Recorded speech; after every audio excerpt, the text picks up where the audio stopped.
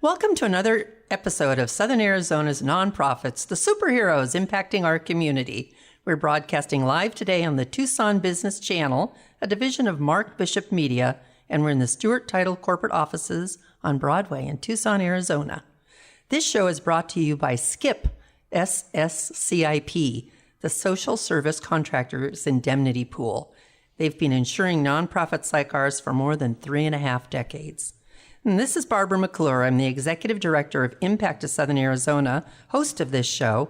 And with me today are two ladies from different nonprofits with something fun in common, ways that you can recycle your goods to these programs and these nonprofits to help them do the good that they do.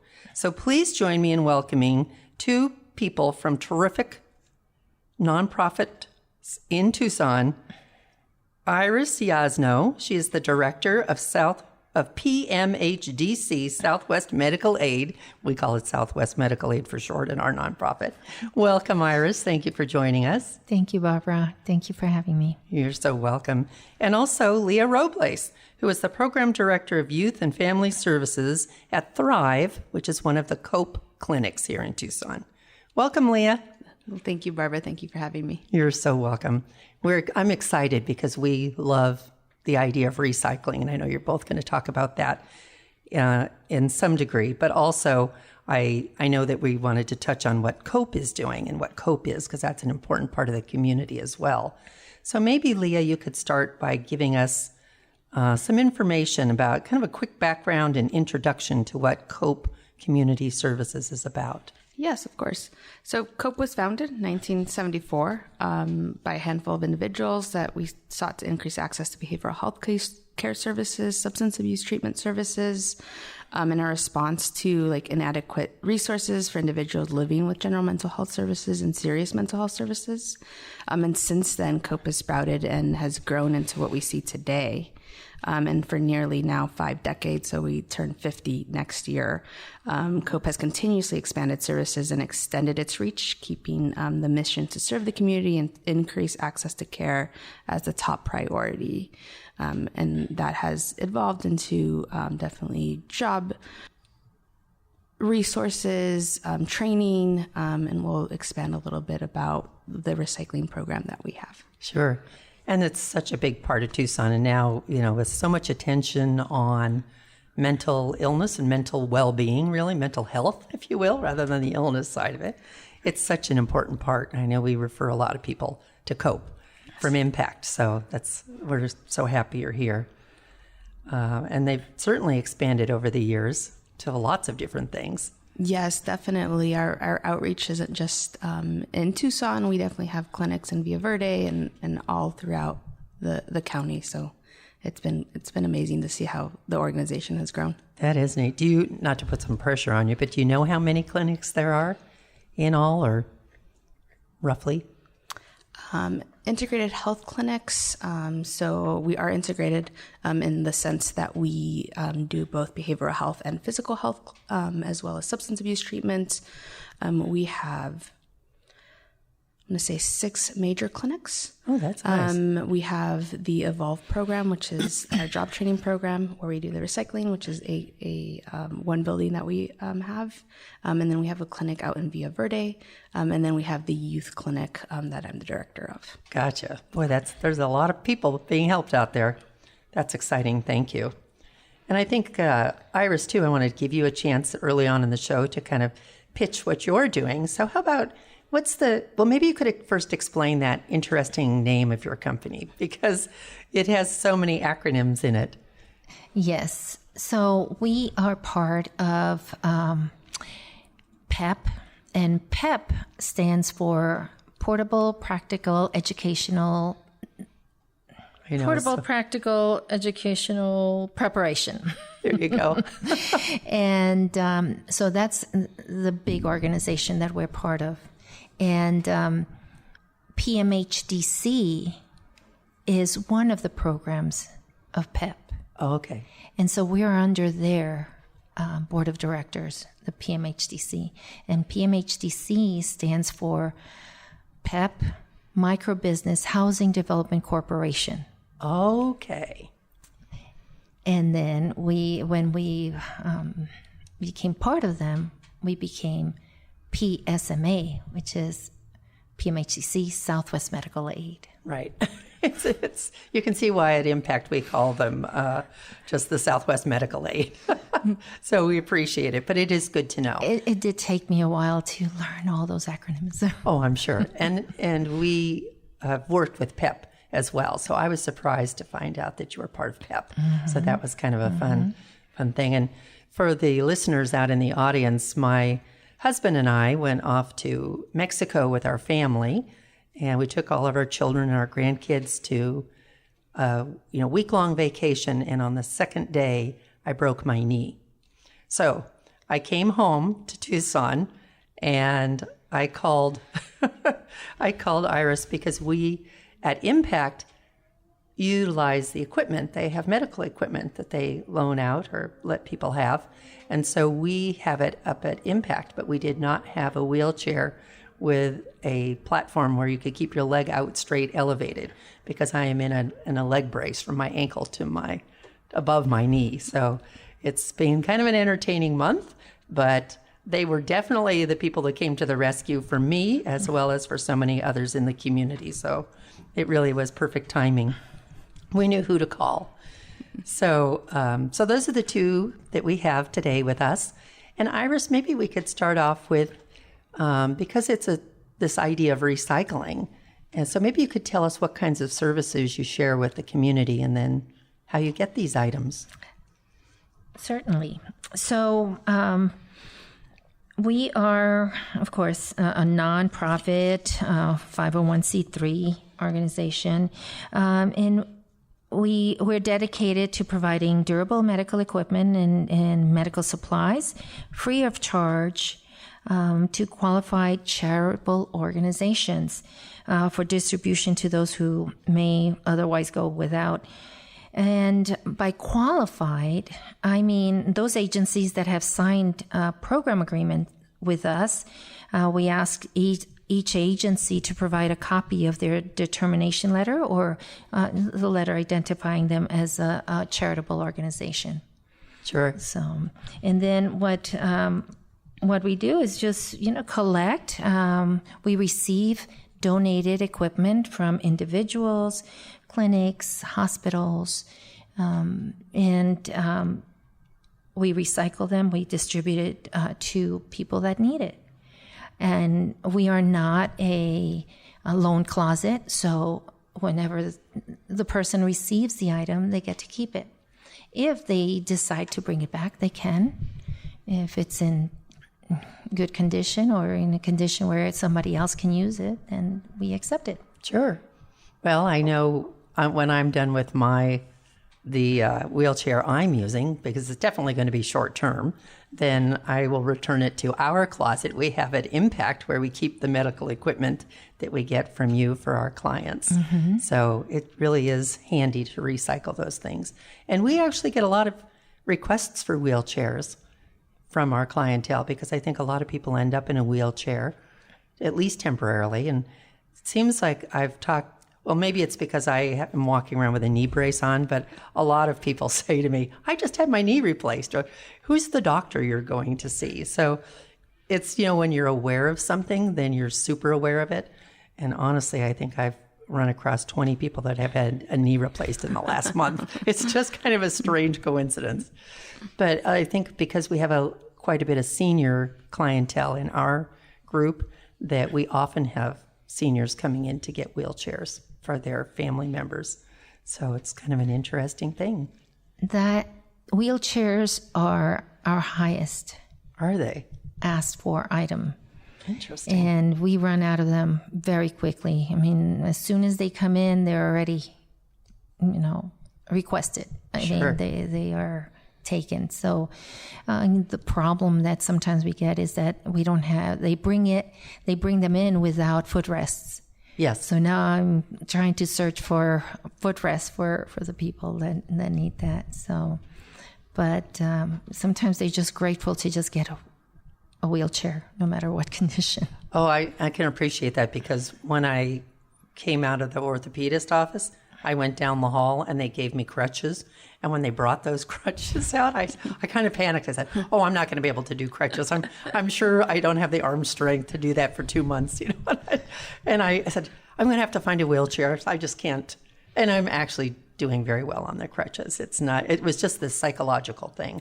But I have to say, for some things, it is much easier to be in a wheelchair. So I can imagine that's why people look for them. Because even for me, if I have to walk a long way, it gets a little crazy.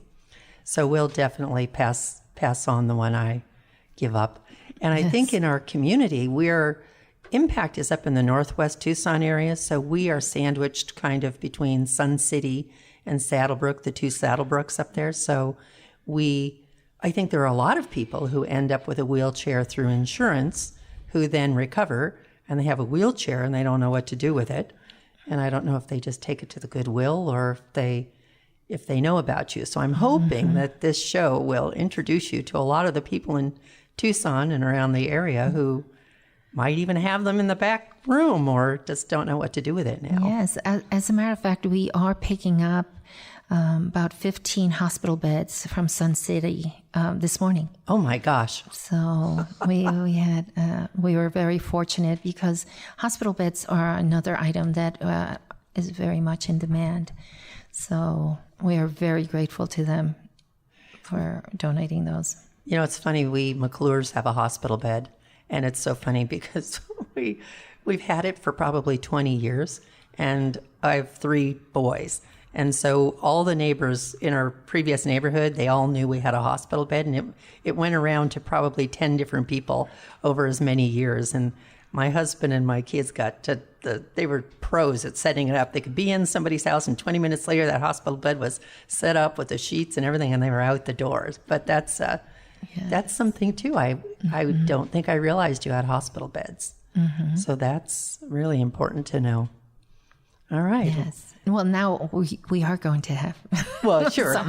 But that's a good thing to be able to. They go fast. And I would think that, like for us, it's a big thing to store. You know, it does break down, but I would think that even if somebody was done using a hospital bed, for those people, that would be good for them to know that they can bring those to you. Yes. Okay. So this is the thing I'm always surprised at, what I learn more about a nonprofit. You know, I think that's, as a nonprofit, we advertise so much and we get out, we think we're getting the word out. And then people say to me, "I didn't even know Impact existed." I think, what? We've been around for 20 years. Wow. So, Leah, how about you? Do you get that kind of reaction from people? Oh, yes, we do, definitely. I think, I think COPE is known part of one of the big agencies that provides behavioral health services. Sure. When in reality, it's COPE Community Services, and we provide integrated health services. We have behavioral health, physical health. We do our youth clinics only been around 7 years, and we provide are one of the only agencies that provide medically assisted treatments for substance abuse services for kids. And that's still pretty new just to Pima County. And providing Suboxone treatment for youth who are using substances. And right now there's huge epidemics of substance use for youth. So a lot of people don't know, and we like to say sometimes our substance abuse treatment program, which we call LIFT, Life in Full Throttle, is one of the best kept secrets in Tucson. But we, trying to get that word out that we are available in our resource, because the amount of overdoses in youth is scary. I wondered when you said substance abuse for youth, I hope, in my head, I'm thinking, well, maybe they're starting with drinking, but I'm sure you're talking drugs. And so can you kind of tell us what that looks like in that population? So unfortunately, or how old or how young? Unfortunately, we're seeing youth as young as 13, 14 using fentanyl. Oh, gosh. Right now, which is really sad and scary. But our services encompass the whole youth.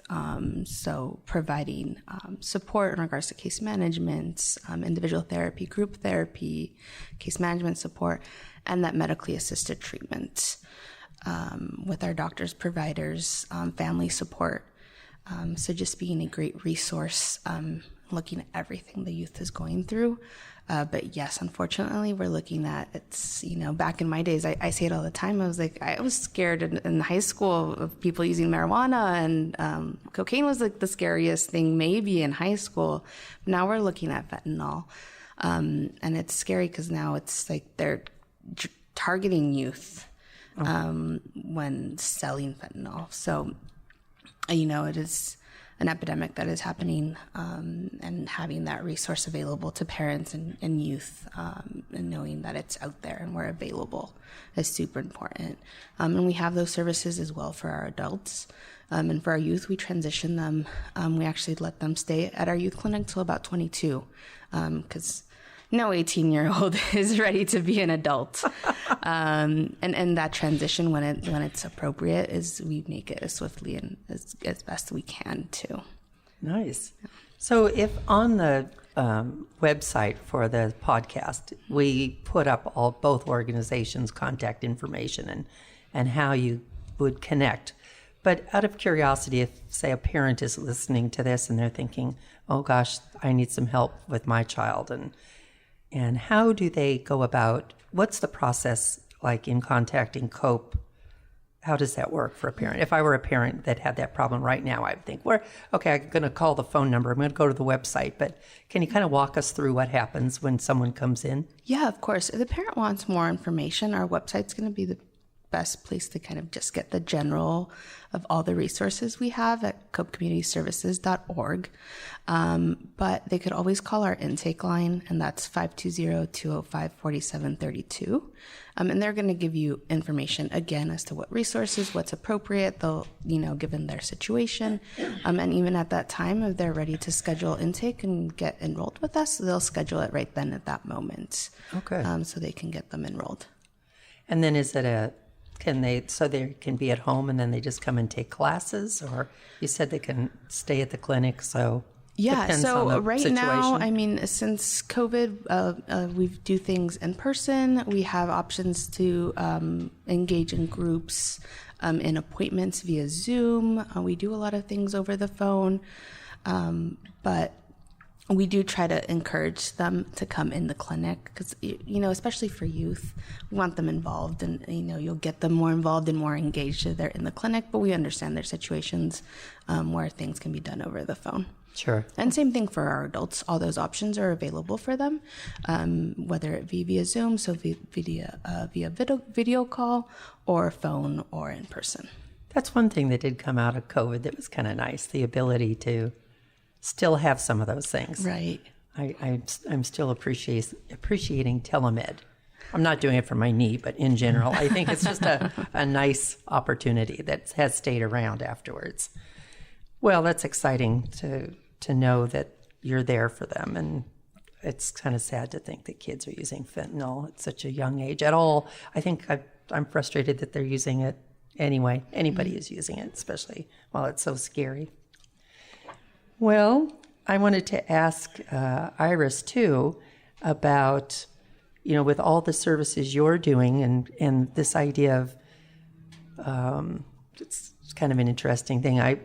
Syringes. I know because there's so many drug abuses that go on with syringes, but we often get syringes donated to us by, I think, people who were diabetic, for example, and I think you even take those kinds of products, don't you? Because they drop them off at Impact, and we're going, what are we going to do with a giant box of syringes? Yes. So years ago, we were disposing of anything that was expired or about to expire because there was not a big demand here for those kinds of things. So, and we couldn't give those away. The hospitals were getting rid of them. And so I had somebody from Mexico come in, and I gave them a tour, and I said, well, this is what we do with that. And they said, no, don't throw that away. We can use them. So a lot of those items are, we package them and we give it to some of the clinics in Mexico that have nothing. They were reusing catheters, and we used to get a lot of catheters. Sure. And they said, we can use them. So So yeah, we try and just find, places that we can give it to, and they come and pick up from us. Nice. So really anybody with any kind of medical equipment, medical supplies at home could probably give you a call and see if it's something you take. Yes. And in our web page, we have a list of items that we accept. Oh, that makes it easy. There's a general list. Of course, it's not complete, but the majority, we have listed there. So, okay. Well, we'll definitely a good place for the public to go to find out. So, yes, because I think, like you said, we hate to throw it away, but we don't. And we don't take anything that says it has to be used under the direction of a physician, of course. But. No. So we don't accept any prescription medicine. We don't accept any IVs, fluids, or expired, like baby formula, anything that's expired nutritional wise. Okay. And even sometimes they donate nutritional supplements. And especially in the summer months, I don't have a controlled place, temperature control place to store it. So I turn those down. Sure. Because, anything that's taken in, I don't want to be liable for anything happening. I don't blame you. But that's basically the only things that we don't accept. And anything that's broken, because these are items that we donate, we turn around and try and give it to someone right away. We do get, at times we get like rollators or wheelchairs, then, brakes are not working, or, that's okay. I do have a volunteer that has been amazing, and he goes and picks up our stuff, and if it can be salvaged, he'll repair it and then bring it back to us. That's fantastic.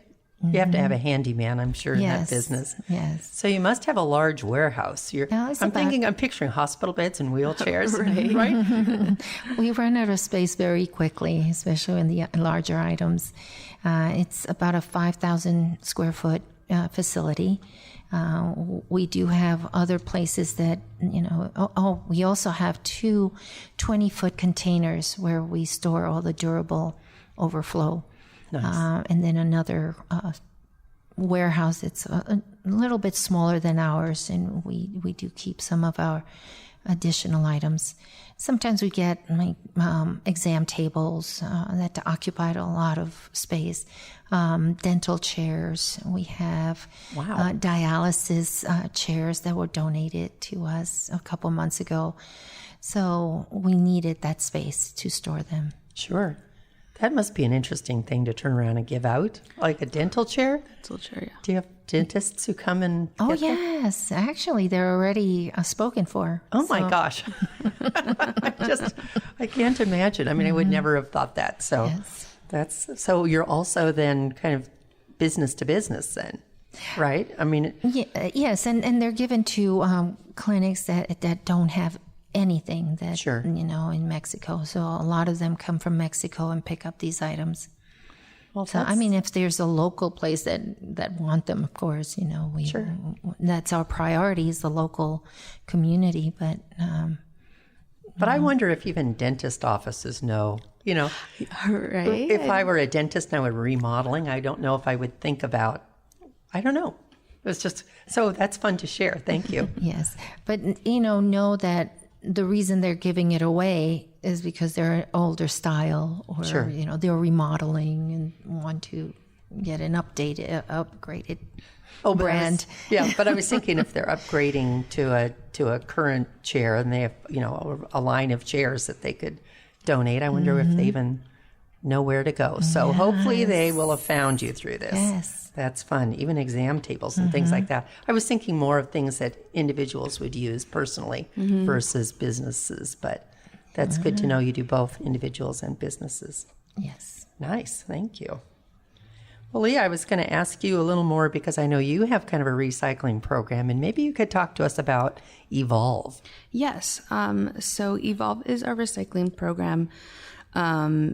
And it used to be, so Cope acquired what used to be Desert Waste Not Warehouse in the early 2000s. And over the years, they added a computer literacy training and changed the name. So Evolve used to be Rise Equipment Recycling, which focused on e-waste recycling. So they used to refurbish and resell electronic equipment through that retail store. So we had staff in there. They would take apart computers and recycle all of that material if it wasn't working, or they would fix it up and then resell it. But as the years went on, we kind of saw that it wasn't sustainable. Sure. New equipment, trends. It changes so fast anymore. Exactly. And, with our, Cope's goals, what we saw is the idea of making it more an employment service opportunity for our patients in our community. So when we enroll patients, our initial focus is recovery and sobriety, mental health, physical health treatment, but we want to extend past that into offering, coordination with housing and employment resources. So as part of that, we expanded into an employment services, and that's how Rise, came about, and Evolve came about into a job training program to kind of close that gap. So it's now a work adjustment program. So we have staff that come in, participate, and teaches them the ins and outs of operating a retail store and warehouse operations. Mm-hmm. So they do refurbish equipment. We get donations from the community, and we have several partnerships with businesses and retail companies to keep the shelves full with products to continue that work adjustment program. So it's a really unique opportunity for our clients to kind of get that experience while also having a retail store. That's fun. Well, we're going to take a quick break to hear from Skip, and then when we come back, I want to hear about what you're selling in that retail store. Yes. Thank you. Today's program is brought to you by Skip, the Social Service Contractors Indemnity Pool.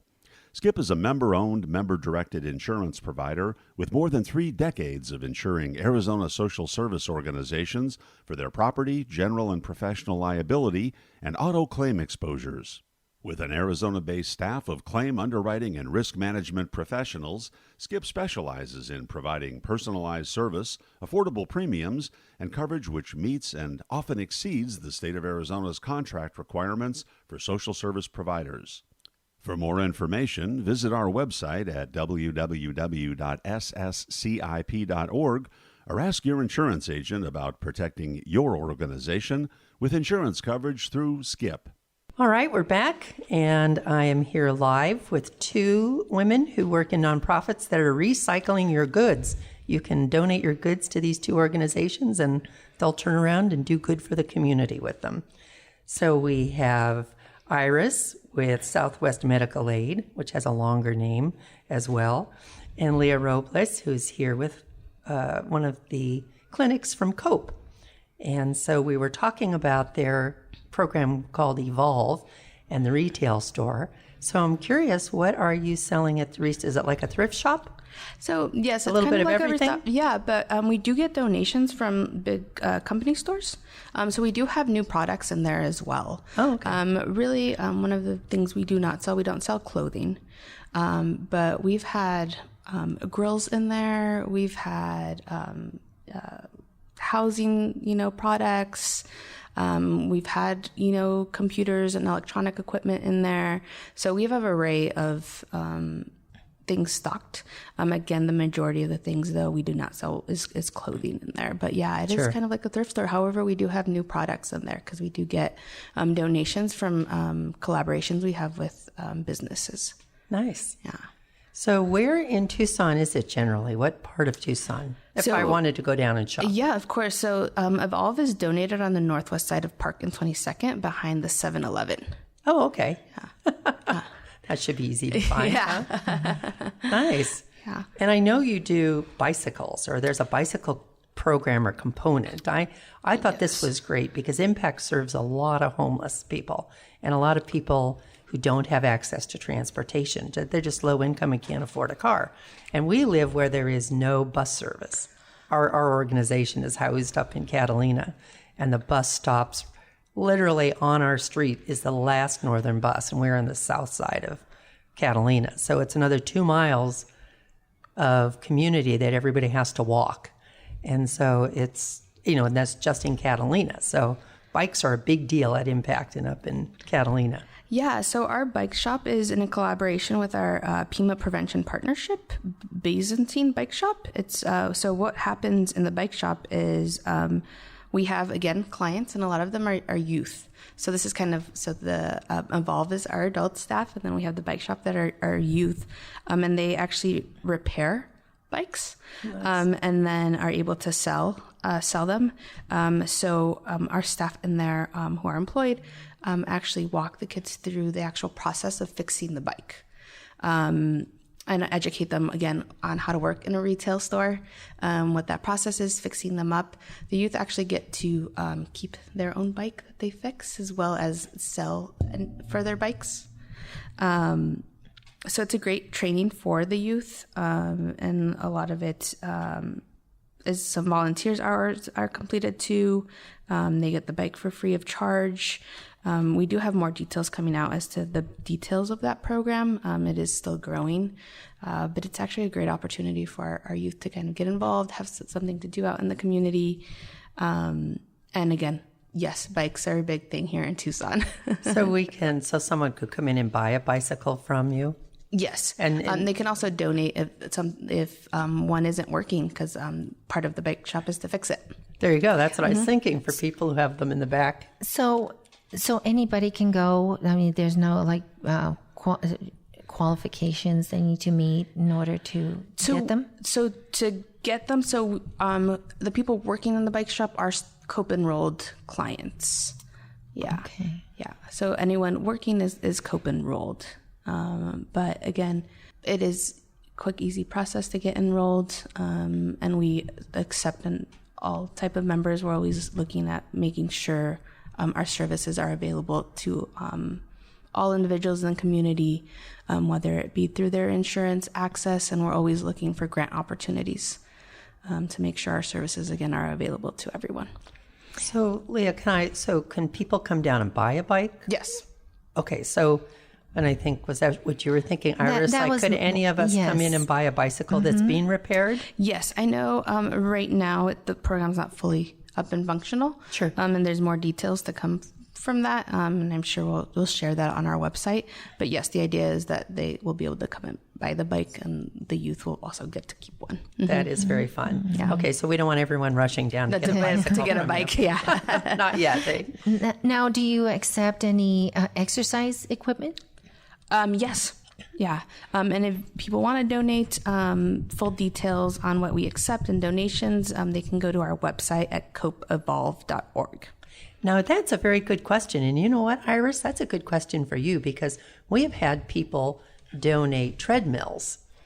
And, it's so funny because the first one we got, my husband had to move. And he was like, we don't want to take any more of those because they're so heavy and so cumbersome just even to transport. So do you take things like that at your medical services? No, not exercise. That's why I was asking Lia, because sure. You're going to refer them sometimes people call us and they say, do you accept these types of equipment? And the answer is no. So I'd like to have other places to refer them to. Yeah, so for sure. The type of equipment we would take. That's exciting. That's exciting for us too, because people ask us. And I was thinking, maybe I'll be on a treadmill when I am working my knee back into shape. But now, do you pick up, or how do they get the things to you? At this time, they would drop it off at our Evolve Center. Okay. Yeah. That's pretty good to know. And how about you with your medical aid? So if it's something that fits in a car, like if it's only like a wheelchair or some boxes that can fit in a car, we normally don't pick up. Sure. If it's like a hospital bed, it is harder for people to get them to us. So we do have a volunteer driver. He's also our maintenance guy. Sure. And he takes referrals. So, and he coordinates with the individual for the best time for both to coordinate the pickup. Okay. So, and it's usually the hospital beds, power chairs, Hoyer lifts. Oh, wow. That type of equipment that it's harder for people to just drop off. Sure. And how wonderful. I think people would love to donate it. And even up at Impact, we have a clothing center, so I understand completely why you don't do clothes. Before COVID, we gave out 70,000 items a year. Wow. So that we process clothes, and it's amazing how much space clothes take. So that's why I was saying to you also, Iriz, I can imagine the size of your warehouse for these big things. But, we have a lot of families who, when someone passes away, they'll bring the whole wardrobe to us. And so I was thinking about things like Hoyer lifts and things that people have. And then when someone passes away, you still have all of this equipment. Yes. It's not just when you have a short-term medical like I'm dealing with, but for people who have collected medical equipment and had it all their lives for their loved one, and then they're not caregivers anymore. So that's interesting. We'll have to remember to refer those people to you as well, because Yes. I wasn't even really thinking of those giant pieces of equipment. Well, I'm sure both of you utilize volunteers. Yes. Is that right? We do. Iriz does for sure. And Lia, you're looking like, not so much. No, we in regards to volunteers, we have a lot of staff members. There you go. Yeah. And we're always looking, definitely right now, for more staff members. So we encourage people to definitely, if you're interested in a job in behavioral health or integrated health, to also go onto our website and see if you're interested in Cope Community Services. Well, that's exciting because I know everybody is struggling to find employees today. And we just had a job fair up in Catalina 2 weeks ago. And so it was an opportunity for people to come in and see what kinds of jobs were available in the community. And we have a job posting board in our lobby because we have a job services wing of what we do as well. And so we can put that up, at least notice to have those people call. Yeah. Because a lot of the people who are struggling right now, they come to us because of a medical condition often that sets them back. And so that's a great way, for people who were in that position before, who had something happen, can come back. And so we'll pass that on. Yeah, that'd be great. But, I know, Iriz, if you're like Impact, we have few staff and a lot of volunteers. Yes. We have 3 full-time staff members. Sure. And about 20 volunteers. Nice. And, we have 2 volunteer drivers. They go, one of them picks up from Green Valley. Wow. Friends Indeed has been a big help to us. They've contributed donated a lot of equipment that we need to distribute. And he goes like every other week to pick up from them. Wow. And we have another, our maintenance guy, he also, but he goes to individual houses and picks up for us. And lately it's just been a lot, we've been getting a lot more calls requesting pickups. So do you need more volunteers? We definitely need more volunteer drivers. Also, strong people that can work in a warehouse, that is very helpful. We have a lot of our volunteers have been there for years. One of them, I think, she's been with us for over 15 years. Isn't that amazing? And yeah, so I started 9 years ago as a volunteer, and we also have other nurses that have been there for a while, and they're very helpful to us because there's medical equipment we don't even know what they are. Sometimes we get things we don't know what they are. So they're very, very a good resource. Sure. To identify those items, and Google is also very helpful. I bet it We is. don't know. We'll find out. So, Google saves lives. yes. That's a great one. But we do get some items that we just have no idea what they're used for. Well, there are lots of medical equipment out there. And I'm assuming you do take the things like the shower chairs and the bedside crutches, toilets and things. knee scooters. We got several of those. See, I told you, people are getting knee surgery. Toilet seat risers. We have a whole bunch of those. A lot of aluminum walkers. We have, those come out of the woodwork. Sure. And but what's more in demand now also are the rollators, which are the walkers with the seat. Oh, because I wasn't sure what that term meant. The rollators, yes. So those go fast. So we're always looking for those donations as well. Okay. And also the bigger equipment for larger size. I was like, Cope does a lot of collaborations with agencies around Tucson. I was like, if we're not collaborating, we should.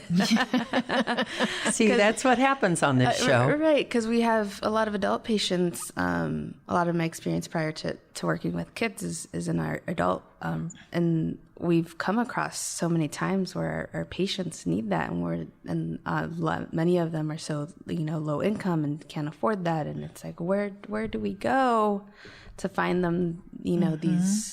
These objects or these things, and we're missing it sometimes in Tucson.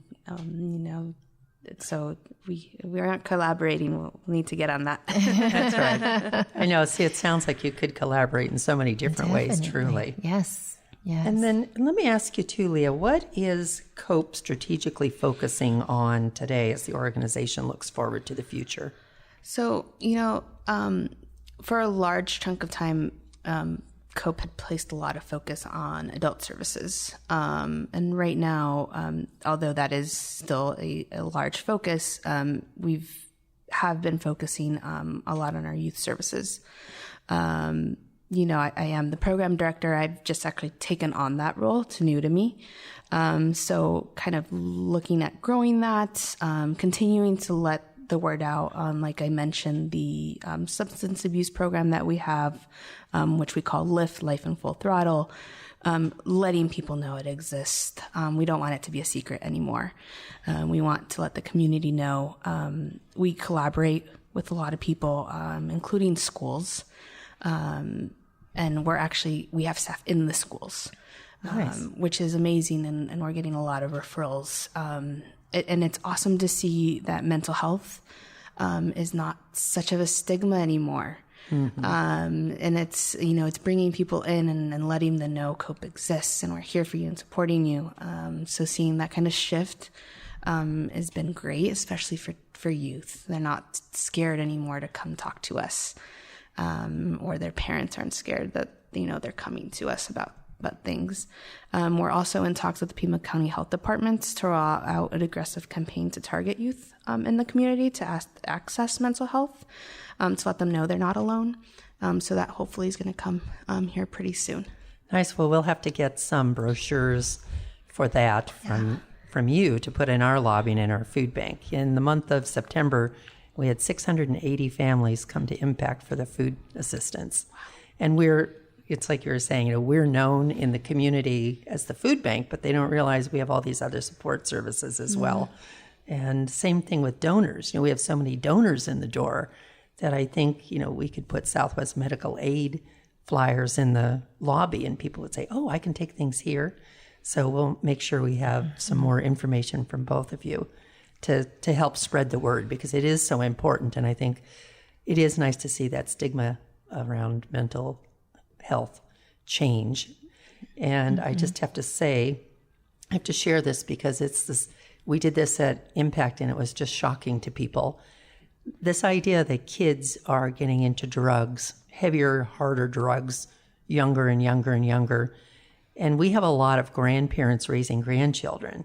And grandparents, especially, and parents as well, but especially grandparents as they're aging, have a lot of drugs in the medicine cabinet that are, pain relief, narcotic pain relief. And so what happens is the kids, when they're at grandma and grandpa's house, go into the bathroom and take a pill or two out of the prescription bottle, and the grandparents don't know it's even happening. Mm-hmm. And so they access, because we think, well, how are these kids even getting access to these drugs? And there was, for a long time, I don't know what you would call it, a party idea that kids have, which was terrible, called farming with a PH, or fishing with a PH. And they would put all these drugs, they would empty pill bottles. They'd come to a party, and they would empty pill bottles into a glass dish on the table and mix them up, and kids would take handfuls of pills. And, that is so beyond something I can even really comprehend any child I know doing, because the combination of what they would take has such horrible potential. And so we did a lot of awareness for our families and especially the grandparents raising grandchildren. But also, as a grandparent, I have 2 grandkids.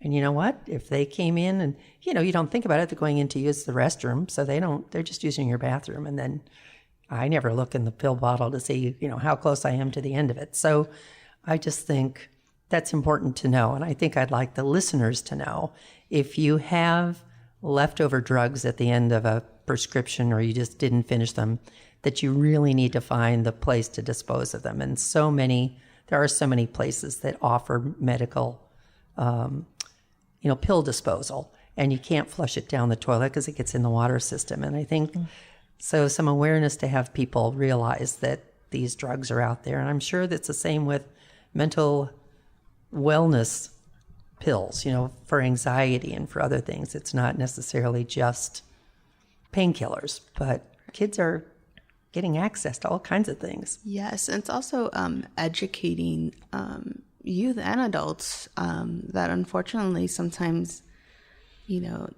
smoking marijuana or vaping marijuana, they're being laced with fentanyl, or cigarettes are even being laced if you're rolling it yourself. Of course. So that scary part is, we get a lot of kids oh, it's just marijuana. And I was like, well, but, it was laced with this because, we get them after an overdose. And I was like, but it was laced. So educating them, because they think it's it's marijuana. And parents are like, well, I did it back. And I was like, okay, back in, when you were a kid, it wasn't being laced. So educating them that. And it's part of, one of the reasons we're on campuses at school, so we can be hands-on and see what's happening. And, we have these collaborations, and COPE's always looking to make sure if we can't capture someone through their access or their insurance, that we have grants opportunities so that no matter what, we're able to provide them a service and be available to them. But it's the scary thing that's going on, and adults don't even realize it either. Sure. Yeah, it's hard. That fentanyl's pretty scary. Pretty scary. So I'm thinking, Iriz, is there anything else you want to share about your company here as we're getting close to the end of an hour? I know we've learned about kind of how you got started and all the amazing things you do, far more than I realized. And I'm a partner with you as Impact. So yes. So if people go and ask for a wheelchair, we don't give it to individuals. Right. We always go through our agency partners. They're the ones that sign the program agreement saying that they're not going to be selling or bartering these items. And that's the important thing, that, we don't want these items to be sold. Right. They get them for free, and they should not be getting money for that. So with the agencies, the nonprofit agencies that apply for partnership, they're the ones that submit the request for the clients. So if there's an agency that wants to join, they can go online and go to the tab Receive Help, become a partner, fill out the form, send us a copy of the determination letter, which is the 501c3 letter that says that they're a charitable organization. And then I'll send them a copy of our partnership, our program agreement. They sign. Once they send it to us, then we'll contact them, send them their password so they can go online and submit the requests online. Okay. So we used to have that. They would send us emails, and that got so complicated. So I don't accept email requests anymore. Sure. It's just through the website. Well, that's a nice, easy way to do it, though, I would think. Yes. Is the so if somebody in the public needed one, so let's say they don't know where to go, and is there a list of agencies on your website, or they could call you and say, who around me? Not all the agencies are willing to be referral agencies. So, so that's why I don't give out our list. Sure. There have been a few that have agreed to help us out with, people calling our office and they need a wheelchair. That's all they need. So there are a few. But the first thing I ask them is, are they a veteran? Because we do have a program agreement with the Disabled American Veterans. Oh, good. So if they are a veteran, I refer them to the DAV. If they belong to a church, we have several churches that we are partnered with, and they go to that church and they don't know that they can, that their church can request for the item. I let them know. Okay. They can go to them and they'll submit the request for them. The other thing is Gospel Rescue Mission has been a big referral service to us. So that's another organization that if they don't have the item, then they submit a request for them. Okay. So they've been a big help. A big help has also been our Southern Arizona Adaptive Sports. Oh, sure. And she has been a wonderful resource, for power chairs and scooters, and so anytime we need anything or we need advice on something, she's a really, really good resource for people needing that type of equipment. Okay. So it just depends on what it is that they need. Then I'll refer them to the proper agency. There you go. And I think that's what most nonprofits are in Tucson is really we all do a lot of resource referral, don't we? It's the value of partnering. Mm-hmm. And Lia, anything you want to add before we close? Anything you wished we covered? I mean, I think we covered a lot, but I think for Cope Community Services, it's again, we're an integrated health clinic, so we treat both behavioral health and physical health. And our goal is really to be able to treat anyone that comes to us in any manner. And we have great grant programs, federal and state grants. We partner with SAMHSA to provide services to those who aren't insured or lack support, and being able to provide services and make sure we can serve the community. It's our top priority. And when it comes to donating, please make sure to check out our Evolve website at copeevolve.org, so you can see the list of donations we have. Go check out the warehouse and see what products are in there to purchase. I want to take a field trip down there. Right. Especially, right before the holidays, there might be some interesting stuff in there. I might do some Christmas shopping in there myself. There you go. And check out copecommunityservices.org if you're interested in services. Our intake process is real quick. Our goal is to get you seen as soon as possible and be able to provide you that service, both adults and youth. Well, thank you. And thank you both. Thank you for the access to that kind of program. And I hope the listeners will be rummaging through their garage or their back bedroom that's become a storage space and finding wonderful things that they can donate to both of you to help you further your mission work and do better in the community. Thank you for impacting the community. You are true superheroes. Thank you for joining me today. Thank you, Barbara. Thank you.